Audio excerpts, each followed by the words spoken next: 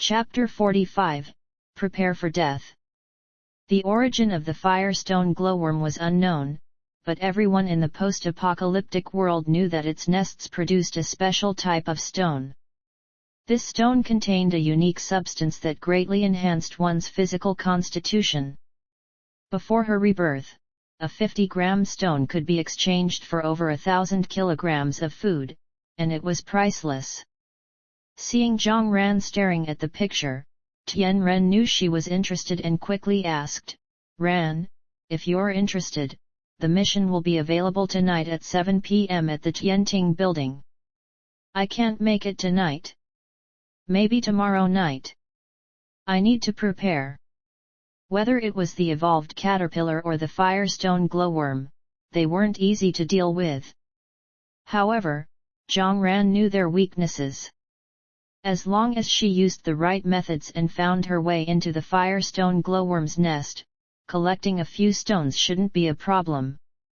"Suit yourself. I'm just passing on the message as instructed." Tian Ren readily agreed. He could earn a reward for delivering the message, and if he didn't go, he wouldn't lose anything. Instead, he was building a good relationship with Jiang Ran.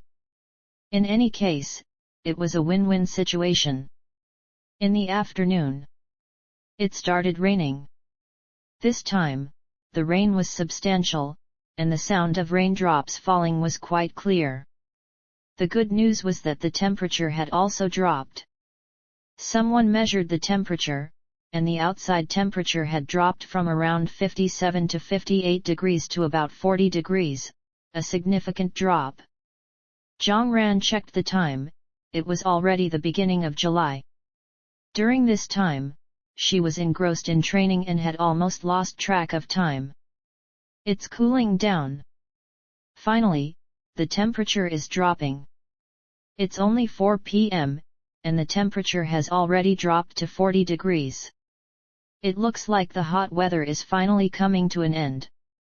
Thank goodness it's over. As the weather returns to normal, the safe zone will probably organize people to venture outside the city to cultivate. Once the new round of crops grows, resources shouldn't be scarce anymore. We've endured through it." As people imagined the better days ahead, Jiang Ran shook her head silently, stood up, and walked outside. Taking advantage of the cool weather, the shops should have started opening.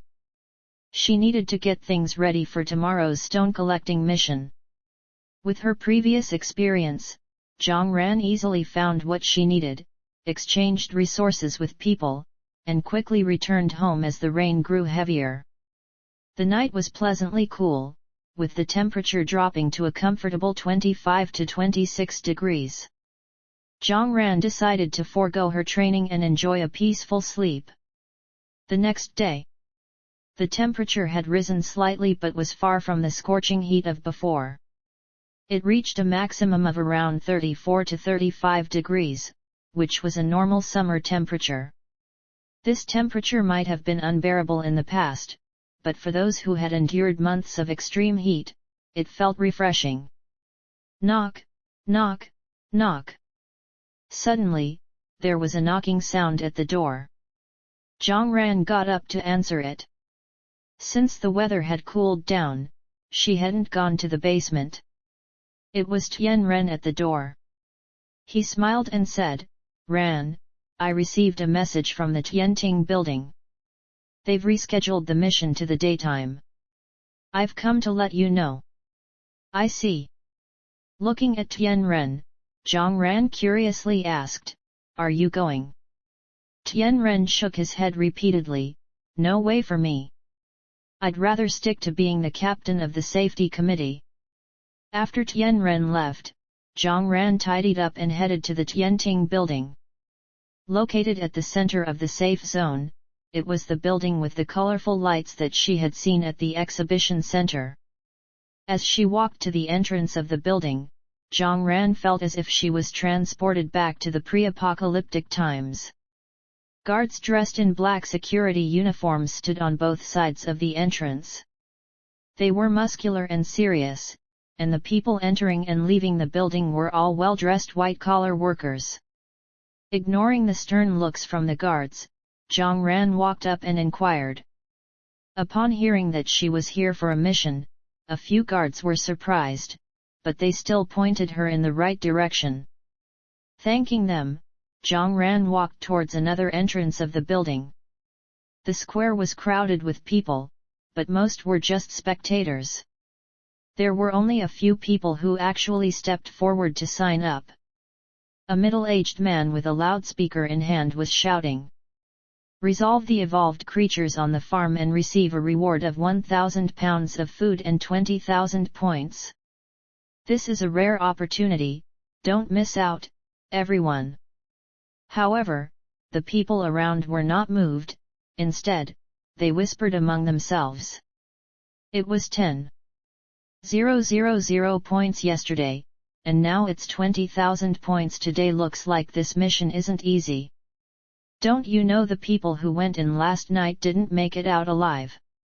I heard they all died in there. No way, weren't many experienced taskers part of the group that went in? If even experienced taskers couldn't handle it, wouldn't we be sending ourselves to our deaths by going in? Tisk tisk, frightening. While the crowd discussed, Jiang Ran walked up to the table. I want to sign up. When does it start? You. Not just the bystanders, even the middle-aged man in charge of registration was surprised. However, his duty was only to record names, he didn't care about anything else. While the crowd was murmuring, Jiang Ran didn't mind. The middle-aged man quickly registered her name, then pointed to a black car parked by the side of the road and smiled, the group is ready. There's a car over there. Hold this badge and head over. The driver will take you. Jiang Ran was surprised, isn't the farm here? The middle-aged man chuckled, of course not. This is where the bosses live. How could a farm be built here? After that, Jiang Ran took her badge and smoothly got into the car. There were already 5 people inside, 4 men and 1 woman. There was a student, a young man, a muscular man, and a man in his 50s or 60s. The woman had long red hair and a fearless demeanor. Among the 5, only the muscular man, the young man, and the woman wore wristbands. The student and the older man didn't have them. Seeing Jiang Ran getting in the car, the strongest-looking man sneered, another one here to die. Don't expect me to save you later. Glancing at the muscular man, Jiang Ran sat by the door and replied in a calm tone, just look after yourself.